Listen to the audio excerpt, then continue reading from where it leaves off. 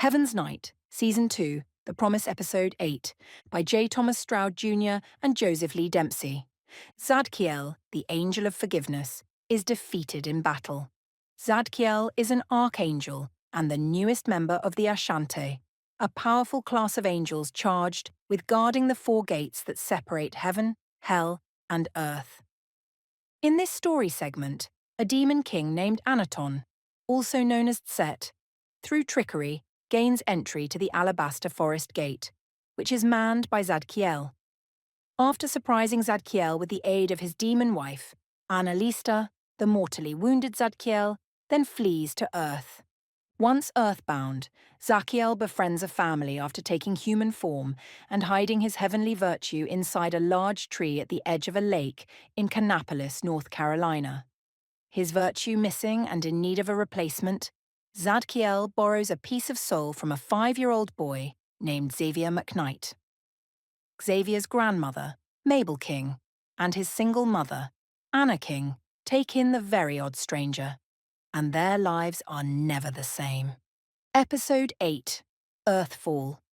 Down, down, down into unending darkness, the Archangel plummets.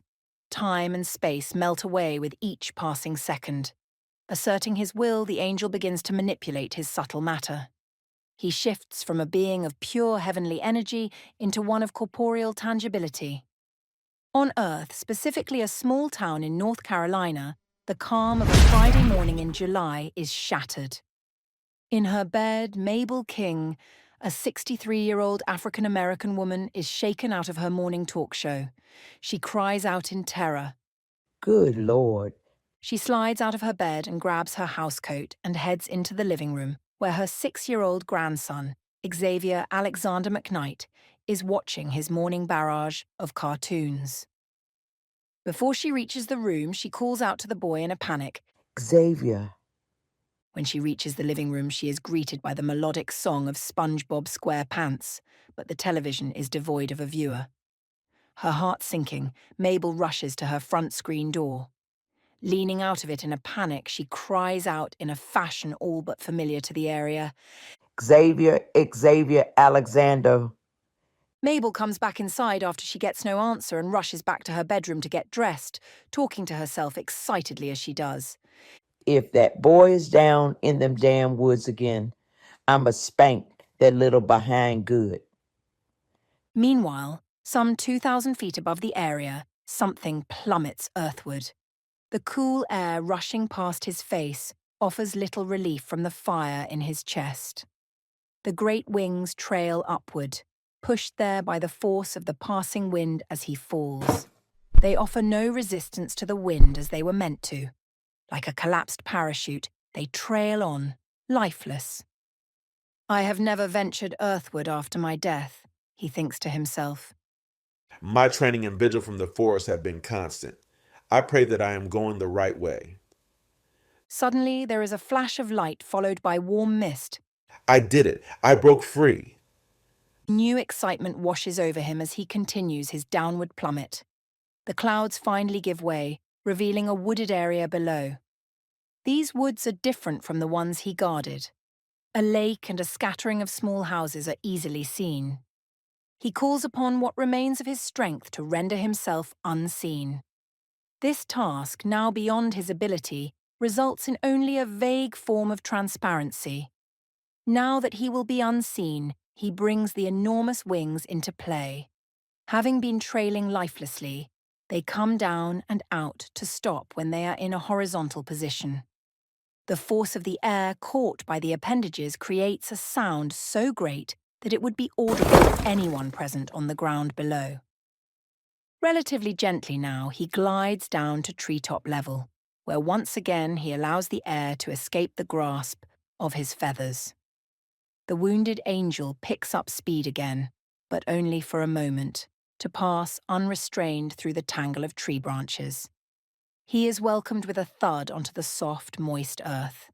Surface-bound, Zadkiel lies on his back, semi-translucent, with wings outstretched, panting. He manages to drag himself to a large sycamore tree and lies back against it. Now, in solid form, his blood, which is a mixture of liquid, and vapor, soaks the trunk of the tree. Too weak to move, his mind drifts. So, this is how I've come to an end. After all my cycles of training, only to die in some strange, desolate forest of earth. Gazing up at the sun, he muses that it must be a little after noon. O Abba, I pray, know that I come to you, Abba, Father. With my heart laden with sorrow, I have failed in the task you have set before me before it has even begun. I have failed you and my mentor, Vir. I only ask that it is you who delivers my soul and not my pursuers. Lord, guide me in what I should do. With the prayer finished, the archangel finds some solace in the sweet oblivion that is unconsciousness. He finds himself, as always, in his dreams, on the day before his earthly death. He is running through the corridors of Kemet's royal palace, in the lower levels. His friends Tumok and Abril are running with him. Tumok, the oldest of the three, is way ahead of them, running at full speed. Jamal is next in both age and speed. He can never beat Tumok, who is the fastest of all the children. The last is 6-year-old Abril. Despite the fact that his braid, the sole vestige of his hair, is trailing straight back from the force of his running, he is last, You're getting pretty fast, Abril. admitted Jamal. If you stay with us, you will become as fast as we are in no time. That's right. Added Tumok, throwing his chest out so that the braid coming out of the left side of his head hangs majestically down his chest. When we all get older, all of Kemet will revere us for our mastery of the games. Doing his best not to appear winded, Tumok leans over to Jamal to whisper a plan for a mad dash to the kitchens. This was the highlight of the morning, as most of our parents worked there. If timed correctly, snacks could always be found. Spinning so fast that his braid whipped across Jamal's face, Tumok was off like a shot, bounding over stacks of masonry and lumber, and he'd gotten a good head start. Down the winding stairways, out through a courtyard, and through yet another corridor, Jamal could hear little Abril's panting and footfalls as he had to circumnavigate many of the objects in the boy's path, for they were too high for him to clear by jumping. When Abril reached the kitchen, Tumok and Jamal were already there, leaning against the far wall of the kitchen and eating sweet rolls. Walking up to his friends, trying to catch his breath and fight back tears at the same time, the youngster couldn't speak. Yet no words on earth could express the joy seen as Jamal produced another sweet roll from behind his back. Ha! Yelled Tumok. You thought we forgot about you. Finishing the last of their sweet rolls, they headed back upstairs, careful not to take the adjacent corridor, the forbidden section of the palace. They had to pass this section to get to the kitchen, but it always seemed much scarier when leaving. It was much easier to run past it than to brave it by walking. Hey, Shouted Tumok. I think I hear Anubis. Like arrows loosed from bowstrings, the boys bolted in unison, with Abril leaving his sweet roll in the wind. Before they could reach the exit, a tall, hulking silhouette stepped into view. It was so huge that it cut them off from the exit and the light of day. Jamal closed his eyes while still running. In the huge hand, at the ready, was a large spear, the kind of spear used only for war, not those carried around by the guards. What business have you whelps here? Demanded the thundering tone. You know these corridors are forbidden. Their minds told them to stop, but their bodies kept going, hitting the monolithic figure with a resounding clamour. Looking up, Jamal saw that it was not Anubis coming for their souls, but Obi. Obi was a friend and a palace guard. It was Obi looking the other way that had permitted them entry into the palace in the first place. He'd play with the three of them regularly and give them fighting lessons. However, this day Obi was different. His voice had changed, and he seemed much bigger. Obi, it's us. Tumok pleaded reluctantly as they scrambled to their feet. Coming in behind Obi was a large group of strangers. Their skin and hair were different from their own, yet they all seemed very kind and wise.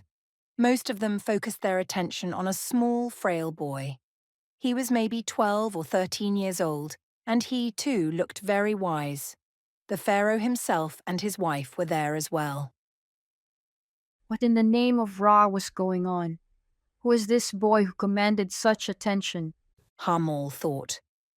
As this strange entourage entered the coolness of the forbidden corridor, Obi pressed Tumok, Jamal, and Abril against the equally cool walls, as if doing so would render them invisible to the visitors. As they passed by, Jamal could smell the scent of their land upon them. It was a distant smell. The old strangers moved wearily past Jamal and the other two.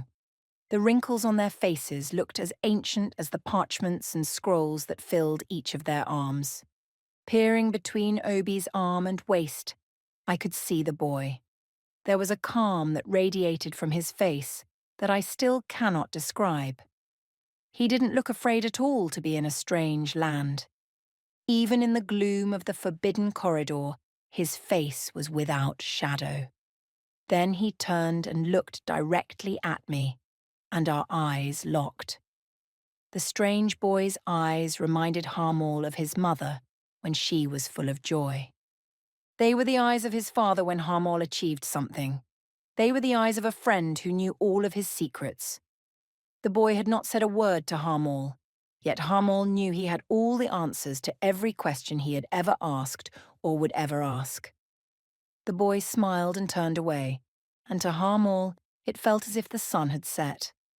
Well past the boys now, the three of them could hear the perfect Kimatan tongue of the Pharaoh assuring them, This corridor is forbidden to my people and unknown to all but a few. Your Christ should be safe here with his studies. I will have my most elite guards and scholars at your constant disposal. Jamal had never heard the word Christ before. It sounded so important.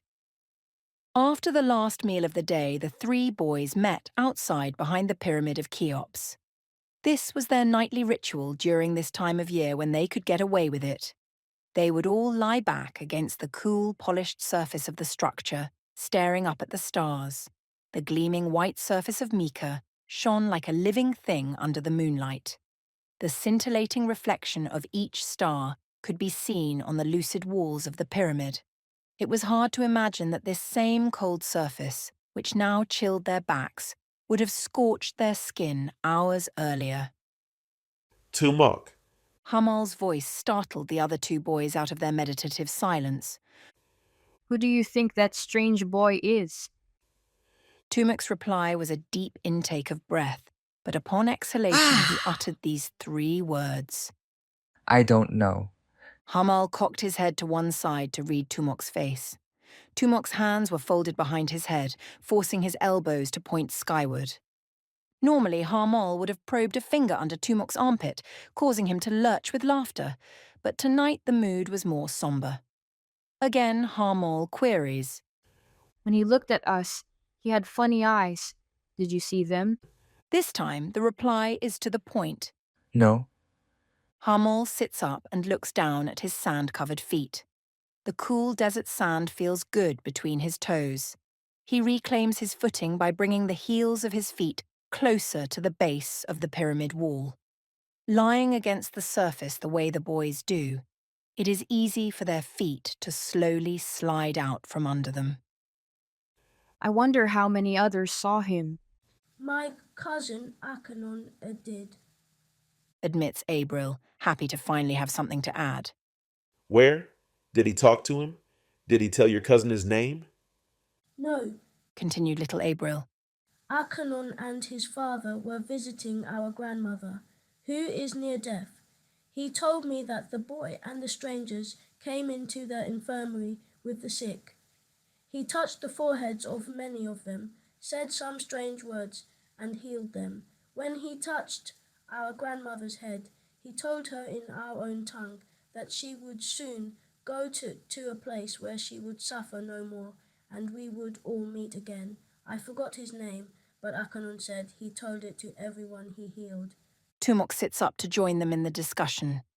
My family believes him to be one of the gods come down in the form of a boy. But which god is he? Hamal asks. Annoyed, Tumok finishes. No one knows, but he claims to be from... You there, you young ones. Go home, it is late. The guard's voice stiffens the boys with fright. They are obviously betrayed by the erratic tones in their voices on the night air. They double back around the other way into the rear of the royal palace kitchens.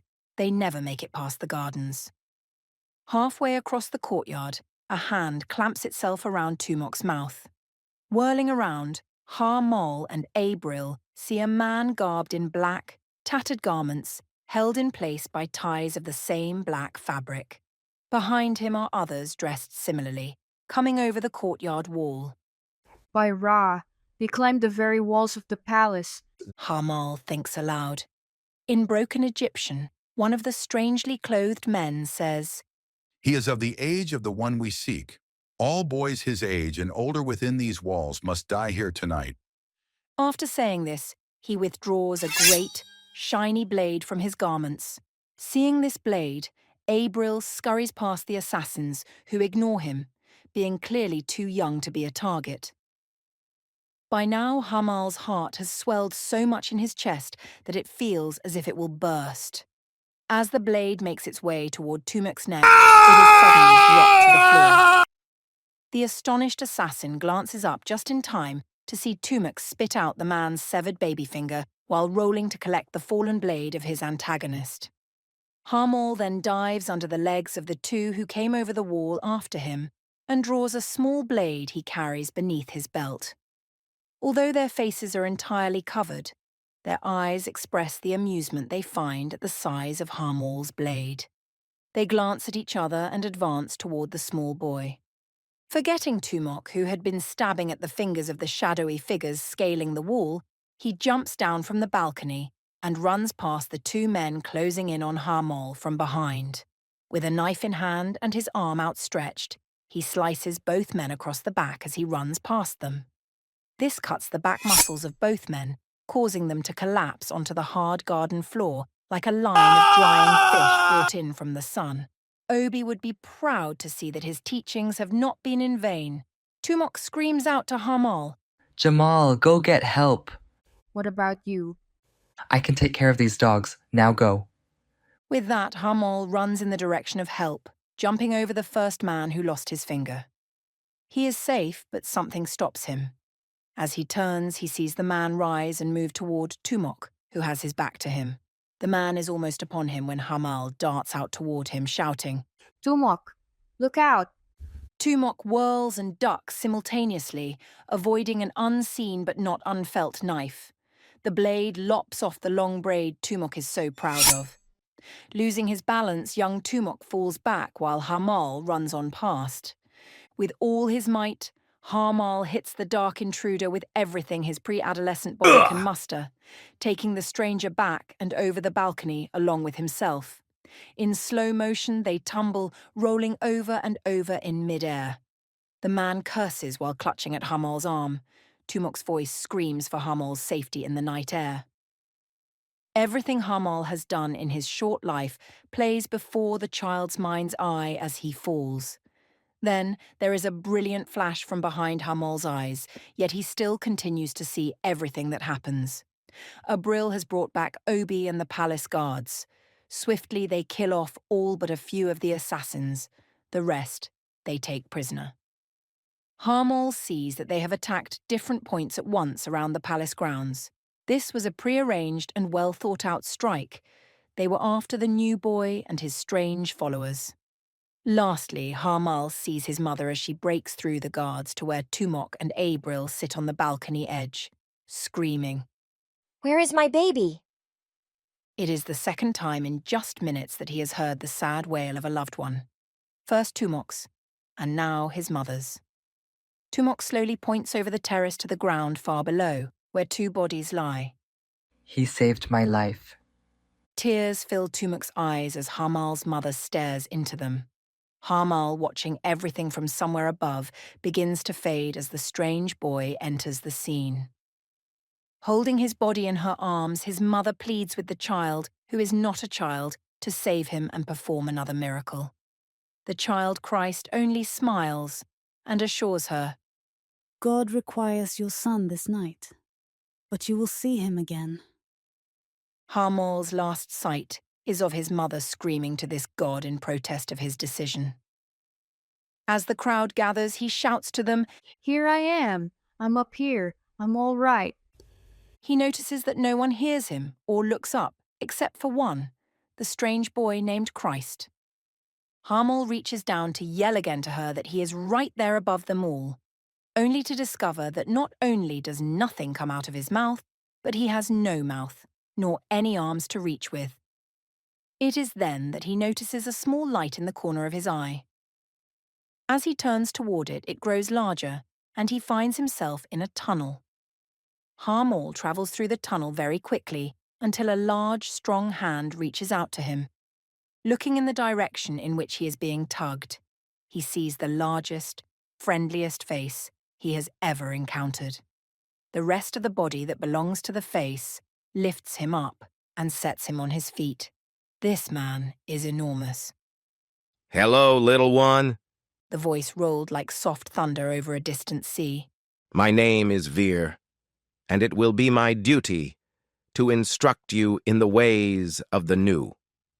Remember, young one, he says in one of the hundreds of lessons, our kind is a part of everything God has created. Draw upon this if it is needed, but only in times of great need. Awakening slowly, Zadkiel senses the many levels of the spiritual plane in unison. For some reason, it is different here on earth than it is in the alabaster forest or in heaven. Looking in from Earth's point of view, the presence of man intermingles with what is felt. The lives of mankind's past, present, and future converge in such a way as to create a holiness all its own. The spiritual power and its presence in this forest are staggering to behold. For example, what is viewed from the physical world as just wind is so much more. This act of the wind moving through tree branches is, in fact, a byproduct of Earth's life, just as the sound of a beating heart is a byproduct of physical life in living organisms. That could only mean the Earth itself is alive. By God, that's what Veer meant. As long as I or any spiritual being was on earth, we couldn't die. This must have been how Christ saw things while he was here.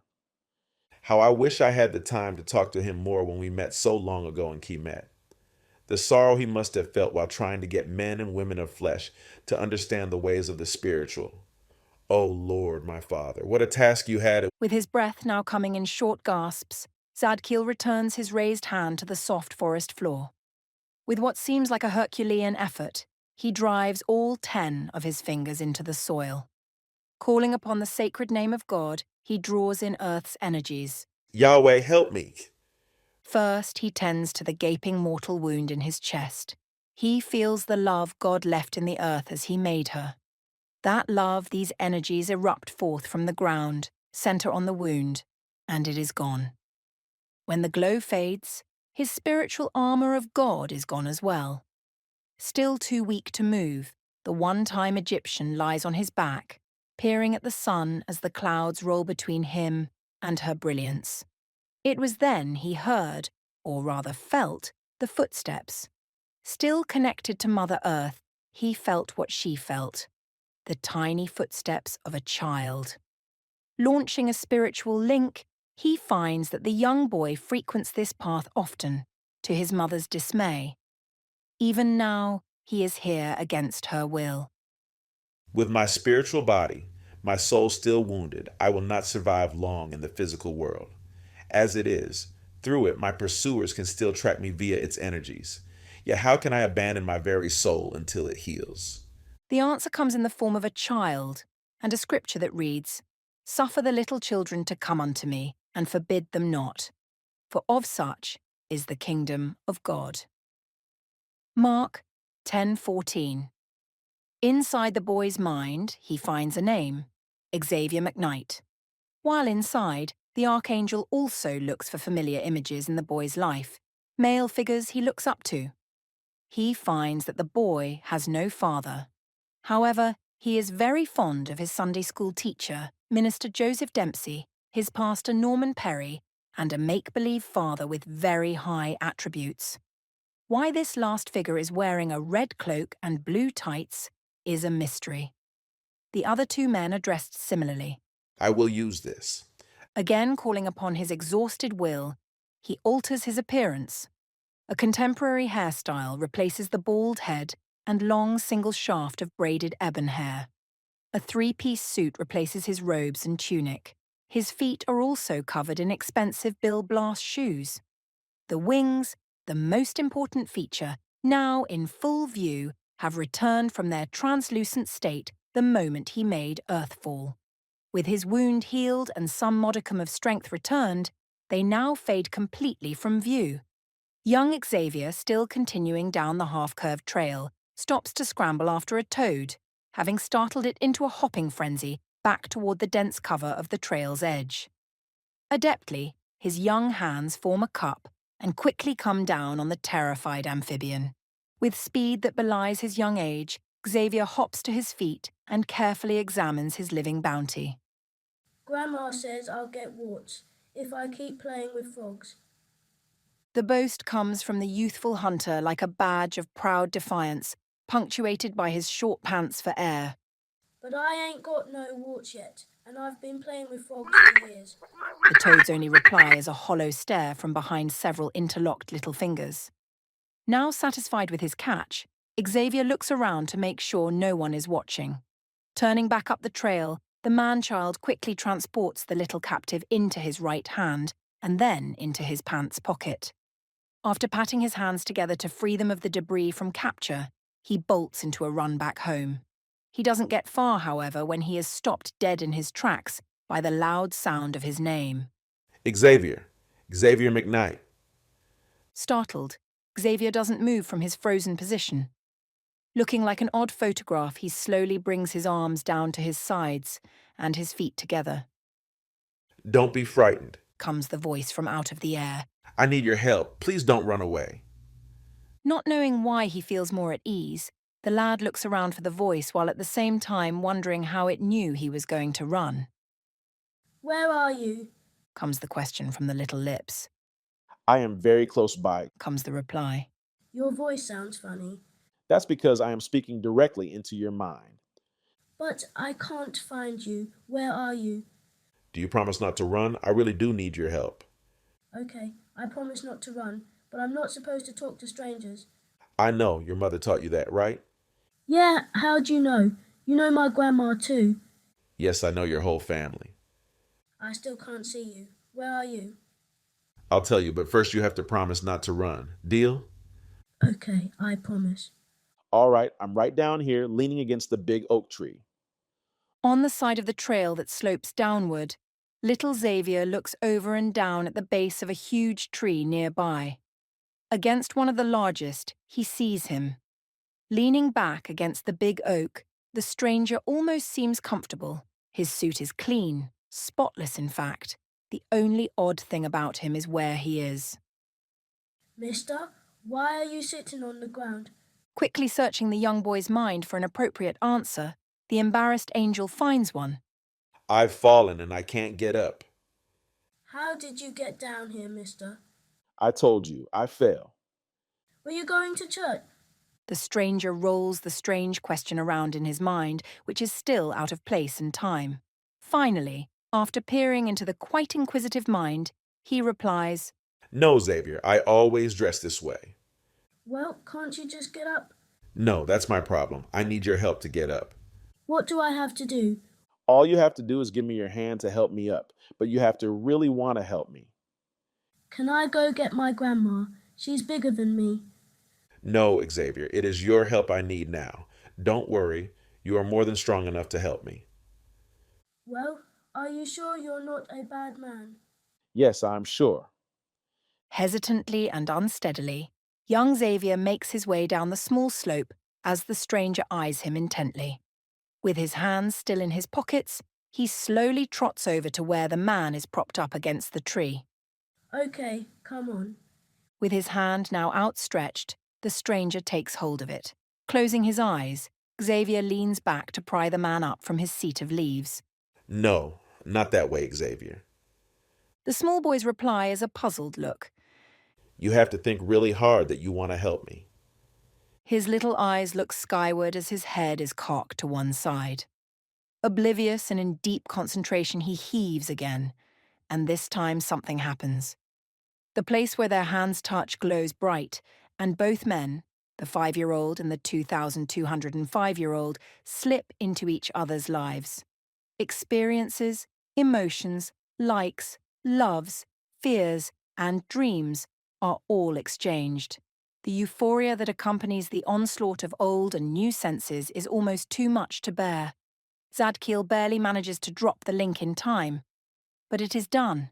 It worked. He has managed to borrow a piece of Xavier's soul. Just a shard. When it is done, colour and form return to his surroundings. Poor Xavier, however, is still staring off into space, dazed and senseless. Zadkiel slowly pulls the child close and cradles him tenderly in his arms. Arms of newfound strength, he sees. Bringing the inside of his hand down with equal tenderness, he closes the boy's exhausted eyes. Cradling Xavier tightly, he brings his left cheek down so that it makes contact with the resting lad's forehead. This skin contact feels good and enriches the newly formed spiritual link to the 9th degree. Effortlessly, the angel who walks like a man stands with the child in hand and turns to face the tree against which he has been leaning. He kneels down on one knee and bows his head, looking into the child's face before he closes his eyes. Immediately, Zadkiel's proper form appears around the guise of his human one. The true form, in a translucent state, stands up and glides over to the large sycamore, then into it. The tree shudders momentarily, and all is again calm. Zadkiel, looking just a bit weaker, or relieved, stands to his feet. With his angelic energies now masked within the presence of the tree, he should prove almost impossible to trace. As new, powerful legs bring him up the ravine to the trail, he cannot help but wonder how he will be received. He must, at all costs, remain with this boy until all is well. The air here is so sweet, yet it is mingled with a strange inertness. The rush of the air invigorates him, along with the sound of his own heart and the warmth of his body. He is truly alive, living and breathing. Now, looking up at the sun filtering through the tree branches, the intensity hurts his eyes. Strange, the weaknesses of this body are more than compensated for by its other pleasures. Pulling himself back to the situation at hand, the angel is once again awash in somberness. Tapping into the part of him that is also the boy, Zadkiel sees his way home. He now realizes that he is alone and vulnerable on Earth. For the first time in millennia, he feels fear. Fear at knowing that he has only God's love and the intellect of a small boy to save him from the hordes of hell. It only takes a few minutes for the trail to lead to the edge of the forest. Xavier's memory recalled his small house at the edge of the road. He and his mother moved here from Charlotte after Xavier's father was killed in a drive-by shooting. The city we are in now is called Landis. So I am in Landis, North Carolina. Searching to the fullest extent possible, he cannot determine from the spiritual rapport with the child how far this place is from Kemet. Oh, today in this age, my Kemet is known as Egypt. The first road is a dirt one, dotted here and there with other small brick houses. The walk is a steady-paced one, half taking in the sights and sounds, half absorbing from the slumbering child in his arms. The information he receives includes who occupies the homes, their ages, and their relationships to the McKnight family. He even observes what time they return home from their day of work. It seems the little boy gets to stay home all day with his grandmother, who watches him until his mother comes home from work. It is good to see that the world of labour remains the same. Most of these things are foreign to the archangel in hiding. Despite his newly acquired knowledge, Zadkiel realizes that a child of this age can have only a limited understanding of the world around him. There must be a way to gain more knowledge without compromising another human being. Approaching what is called the house's front porch, Zadkiel realizes this is it. Only Grandma is home at this time of day. Mama will not be home until after 4:30. Blast, I have to remember to address them formally. Let's see. When they are called by other adults, they have different names, not unlike the titles my parents had in Kemet. Xavier's surname is McKnight, but his mother's is King, because she and Xavier's father were never joined. I mean married. Grandma, who was Anna's mother, is Mabel King, so they are both called Ms. King. That seems relatively simple for me, but how will they know whom I'm addressing? Small flowering plants, some hanging on ropes and others in colourful pots, adorn the porch's surface. These plants busily fill the porch that somehow seems beautiful. Some of them, in the form of vines, have worked their way up into the latticework of the intricate support beams. Slowly moving to the screen door, the inside of the house is dark and quiet. A noise can be heard coming from the unseen recesses of the house. Xavier calls this noise Radio church music. Now at the door, Zadkiel knocks. This is what you do when you want to enter someone's home. There is no response. Ms. King is hard of hearing and has a hearing aid that Medicare paid for. Zadkiel knocks again, this time louder, hoping also to meet this person named Medicare. You have to be a good person indeed to provide someone with such an excellent device. There is a sound in the back, like rustling. Xavier's memory calls it a bed. Coming into view is the shadowy form of Miss Mabel King, a nicely aged black woman of pleasant girth. Her face is round and soft with equally pleasant features. Her hair is medium length and very curly. She wears a lovely dress adorned with flowers. The collar and short sleeves are finished with starched white lace, which makes the dress appear as a unified entity. She wipes her face with a damp cloth as she makes her way to the door. And it is then that he becomes aware of just how warm it is outside. As she gets closer, he notices her eyes.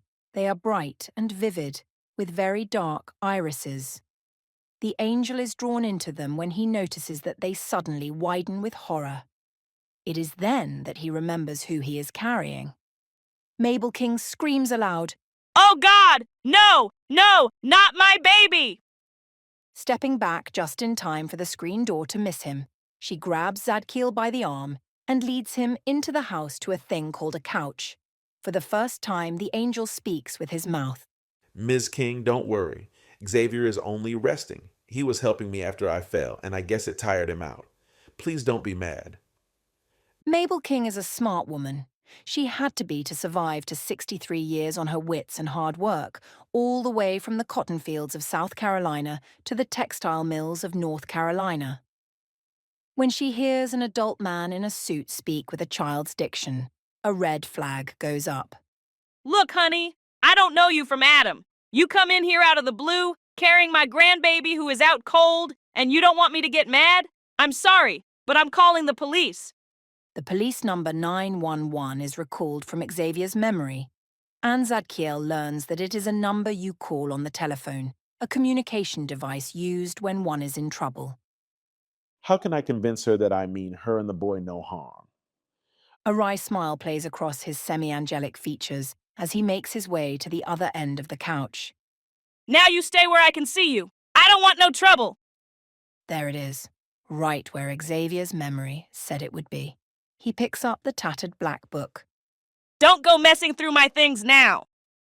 As Mabel King picks up the phone, the stranger sits back at the feet of the slumbering man-child. Zadkiel holds the book between his hands. Leaning forward, he begins to pray. Seeing this, Ms. King lowers the phone from her ear. "What do you think you're doing?" I'm praying, ma'am, that you will give me a chance and not call the police. I promise you everything will be all right. "You mean you know the Lord? Child, I can't tell you when was the last time I saw someone as young as you pick up a Bible, let alone pray." Really? I prayed that the Lord would allow you to have mercy on me and give me a chance. "And why should I give you a chance?" Because I need help. Turning in his seated position on the couch so that he can see her face and she can see his, she places the receiver back in its cradle. "Child, what's wrong? What is it you need?" Allowing his gaze to fall upon hers, their eyes lock. Ms. King feels a warmth and love she hasn't experienced since she last looked into her late father's eyes.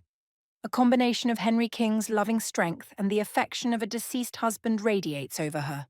Her skin, tight from decades of high blood pressure, feels a relief almost unknown to her. Overwhelmed, she is moved to tears, having seen in this stranger a character reminiscent of the two men who have meant the most to her in life. Reluctantly, Mabel King prods. Where do you stay? Do you live around here? No, ma'am. I'm from Kemet. I mean Egypt. I don't have anywhere to stay. You mean to tell me that all the family you have is in Egypt? Yes, ma'am. Mabel's sadness is now evident. She, above all, understands the stranger. For her, sadness and loneliness are no strangers in this house. Her long days are filled with Jerry Springer and old movies.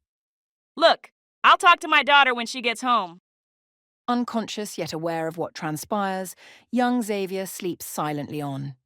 You know, Anna and that's my daughter, we're just talking about getting a boarder. You know, renting out a room to someone. With all those new taxes and things, my Social Security and Anna's paychecks don't go as far as they used to. Lord knows we could use some help. You mean I can stay with you all here? Before she can react, Zadkiel lurches forward to throw both arms around the welcoming neck, still moist with sweat. Wide-eyed with surprise, her motherly instincts prompt her to return the hug involuntarily. Now hold on. I can't make any promises. I'll have to talk to Anna first. She can be one tough child when she wants to.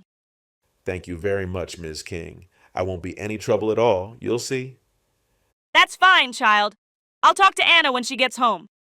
Turning her head in unison with her body, she peers into the other room at the kitchen clock. Its face is slightly browned from years of cooking grease. She should be home in about 2 hours or so.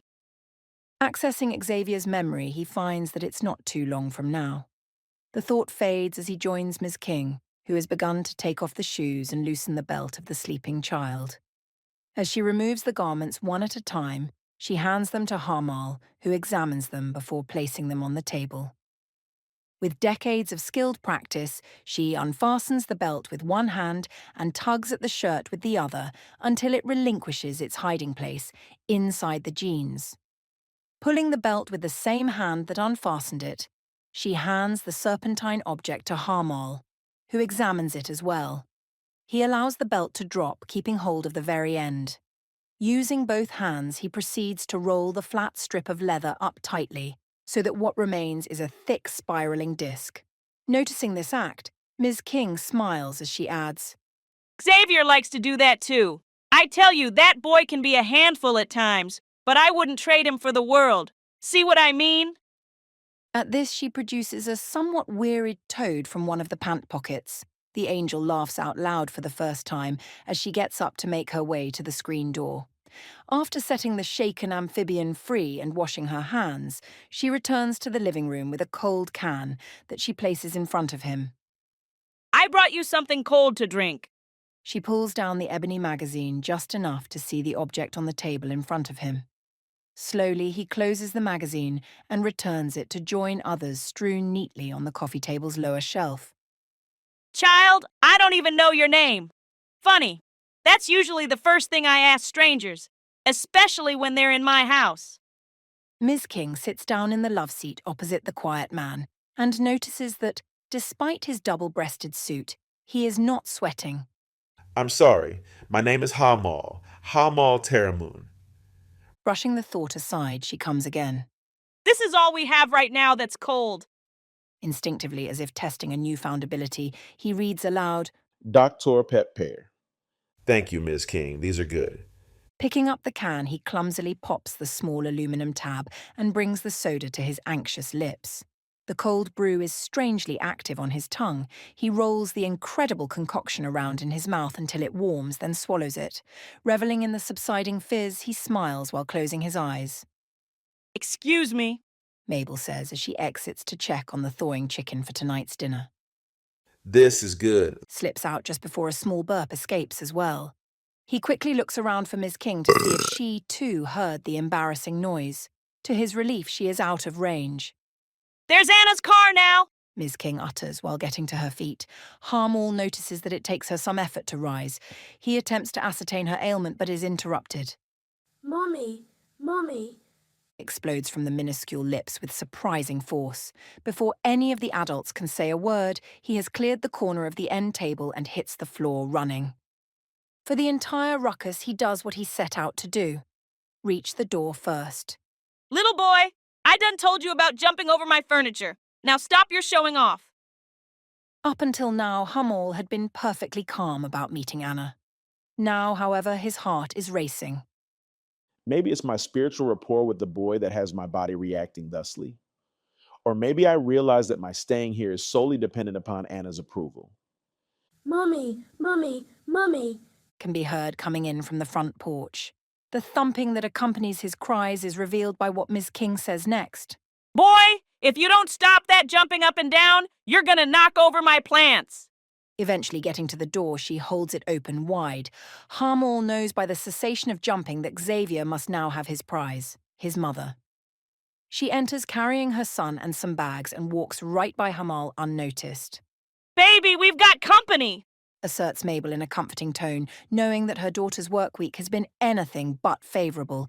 The screen door's inexorable arc inward finally ends with a slam. Anna sets down both the bags and Xavier. She turns to face the visitor who is now coming up behind her from the living room. Hello, Miss Anna King, is all he can manage to say to her as he extends his hand in friendship. Jamal also does not wish to alert her to his very limited verbal vocabulary just yet. She takes his hand as she returns his smile. He notices that she has her mother's deep, lucid eyes. Her skin is fair for one of her race. Her build is athletic, very nicely proportioned. She is wearing a business suit with slacks, and her high heels add almost 2 inches to her height. Drawn back to her eyes, they are almost artificial in the blackness of the irises. Her hair is styled in a short cut, with a black sheen matched only by her eyes. Never has Jamal beheld such stunning earthly beauty. Before he is drawn into her eyes again, Mabel King introduces him. Baby, this is Mr. Jamal Teramun. He's come all the way from Egypt. Xavier helped him after he fell down in the woods. Anna's eyes tear away from Jamal at a frightening speed to find her son. You mean you were in those woods again? Even now, Jamal recognizes the scornful tone of a mother. It triggers something in both men that humbles them. This is more evident in Xavier, who drops his head. Before Anna can recover from the first bout of news, her mother hits her with another. Baby, Mr. Jamal may be staying with us for a while. Her daughter's only reply is the immediate withdrawal of her extended hand and a dropped jaw. Jamal never gets the chance to shake it. Excuse us, Mr. Teramun. Please call me Jamal. Anna replies with a smile as she grabs Mabel by the arm and leads her into the bedroom. Xavier and Jamal stare at one another and smile. Mama, how could you invite a stranger to stay with us without us talking it over first? I told him I couldn't give him an answer until I spoke with you first. Throwing up her arms, she exclaims, Oh, that's great. Now everything is falling on me, and I'll look like the bad guy. Look, baby, he's a nice man. I know it in my heart, and he knows the Lord. That's what we've been talking about for hours. For some time now, we've been discussing getting a boarder. And you know I don't just let anyone into my house. This is a good, God-fearing man, and he'll make a good impression on Xavier. It looks like you've already made up your mind. What can I say? Anna, child, I love you. I could never have made it this far without you. After Henry passed, I prayed to the Lord for help. That's when he sent you. I've been praying a long time for a man for you and a financial blessing. I don't know which one this is, but I'm sure it's one of them. Knowing full well not to dispute the wisdom of her mother, Anna concedes. All right, Mama, you win. But if he kills us all in our sleep, it's on your head. Ms. King smiles the smile of victory. Child, you're just as crazy as your father. The King women, separated by a generation, embrace each other. When they return to the kitchen area, they find the men, both young and old, putting away the contents of the bags. Xavier has explained that they bought food and groceries. No, Jamal. Butter goes in the refrigerator, Anna says as she takes the squeezable butter container from where Jamal placed it on the cabinet shelf. As she places it on the refrigerator door, she nicely corrects her son. And you're to kill Jamal, Mr. Teramun. Understand? Xavier casts an unhappy look at his new friend, who is smiling. Yes, Mom. The stranger behind her interjects. Ms. Anna King, really, it's all right. Everyone calls me Jamal. Well, Xavier won't. She turns to the tall stranger and extends her hand. Jamal, please call me Anna. I'm sorry about leaving the room the way I did. Sometimes my mother and I have to make sure we stay on one accord. That's okay, I understand. Still hanging onto her hand, she slowly pulls it from his grasp and apologizes. I'm sorry. I'm still getting used to handshaking.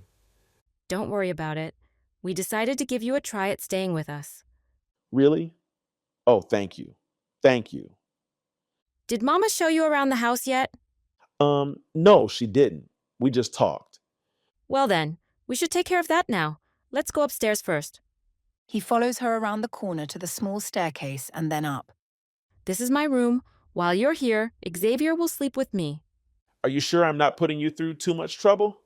I feel bad about you and Xavier having to share a bed. Oh no, not at all. Besides, he'll love sleeping with Mom anyway. We could use the extra money. Oh yes, that's right. Jamal thinks to himself. I will be expected to give this family some kind of compensation for their trouble. Where will I find compensation? And what currency is acceptable in this day and age? Now Anna leads him to another room. She opens the door halfway, leaning in, possibly to see if the room's cleanliness is acceptable. This is the upstairs bathroom. Her guest arrives just as she turns on the lights. They both scan the interior, he out of curiosity, and she for the sake of inspection. As they examine the small room, their eyes meet on the same area. Xavier's memory tells him it's a shower curtain rod. Just then, Anna leaves her place at the door to rush over to the shower curtain. Hurriedly, she begins to pull small pieces of garments off of it. They are gone before he has a chance to see them clearly. Obviously embarrassed, she apologizes. He makes a mental note to access Xavier's memory later regarding what those small garments were and why they caused such embarrassment. What will my payment be, Anna? I'm not sure. We haven't decided on that yet. It won't be much, though. Here is your room. Peering inside, Jamal scans the toys and colorful posters on the walls. This is my son's room, but as I said, he can sleep with me while you're here. She turns off the light and faces him. Do you have any suitcases or bags? Oh no, just a few clothes. Okay, I'm going to go get dinner started, but if you have any questions, just give me a call. I'll be downstairs. Okay. He watches as she walks away from him, heading downstairs. There is something about the way she moves that he likes. Before he can contemplate what it is that's bothering him, he is grabbed from behind. Hey, Jamal, do you want to play with some of my toys? Looking down at the beaming face, he cannot refuse. All right. He runs into the room, turning on the light as he enters. Jamal sits on the floor as he takes off his suit jacket. Are all these toys yours? No, here's the rest. Turning, he sees a huge box coming toward him, supported by small feet. These are my best toys. Stopping just short of Jamal, he topples the box's contents into the lap of the befuddled stranger. When the deluge of action figures stops, Jamal's lap is covered with everything from action figures, cars, trucks, ray guns, water guns, and stuffed animals of all kinds. Come on, Jamal.